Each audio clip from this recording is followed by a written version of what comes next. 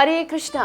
तो भक्तों के जीवन में ये प्रश्न आता है, भक्तों को लगता है कि भक्ति में आ गए हैं ना, तो कुंती महारानी मांगती थी ना कि भगवान हमें जीवन में दुख दो दुख दो दुख दो, तो भक्तों को भी लगता है कि नहीं, मुझे भी कुंती महारानी की तरह मांगना चाहिए कि जीवन में दुख आएंगे तो फिर भगवान मेरे साथ रहेंगे, या फिर हम ज़्यादा भगवान को याद कर पाएंगे, या ज़्यादा भगवान की प्रे कर पाएंगे। तो देखिए, आप कुंती महारानी जैसे नहीं है।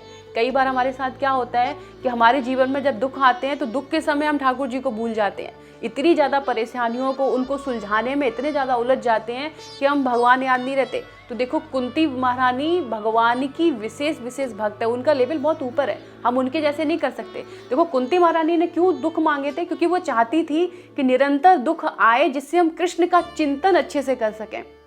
लेकिन हमारे जीवन में क्या होता है, जब हमारे जीवन में दुख आते हैं तो कृष्ण हम भूल जाते हैं, भगवान हमें याद नहीं आते। जब हमारे जीवन में ज़्यादा सुख खुशी आ जाए या ज़्यादा दुख आ जाए तो हम कृष्ण को याद नहीं कर पाते। लेकिन वो क्या है, नित्य भक्त हैं, भगवान की सदा से हैं, वे सदा भगवान की सेवाओं में रहते हैं, वे सदा भगवान के स्मरण में ही रहते हैं। तो उनके जीवन में कोई प्रभाव नहीं पड़ता, ये दुख आए या सुख आए, वे सदैव कृष्ण को ही याद रखते हैं। तो कुंती महारानी जी भगवान से प्रार्थना करती हैं, भगवान सदैव मेरे जीवन में दुख रहें, क्योंकि आप मेरी नज़रों के सामने रहेंगे, फिर आप मेरे नज़दीक रहेंगे, और जिससे हम आपका अच्छे से चिंतन कर पाते हैं, आपको सामने से देख पाते हैं, आपसे सलाहें ले पाते हैं, इसलिए हमारे जीवन में दुख आए। लेकिन कुंती महारानी को देख के आप ऐसा मत सोचिए कि हमारे जीवन में भी दुख आए, क्योंकि आपके जीवन में जो दुख सुख जो आने हैं वो तो आएंगे ही आएंगे। लेकिन भगवान से ऐसी प्रार्थना करें कि हे भगवान, दुख आए या सुख आए सदैव आपका स्मरण रहे, ऐसी प्रार्थना कीजिए, ना कि महारानी कुंती महारानी के जैसे दुख आए ये प्रार्थना।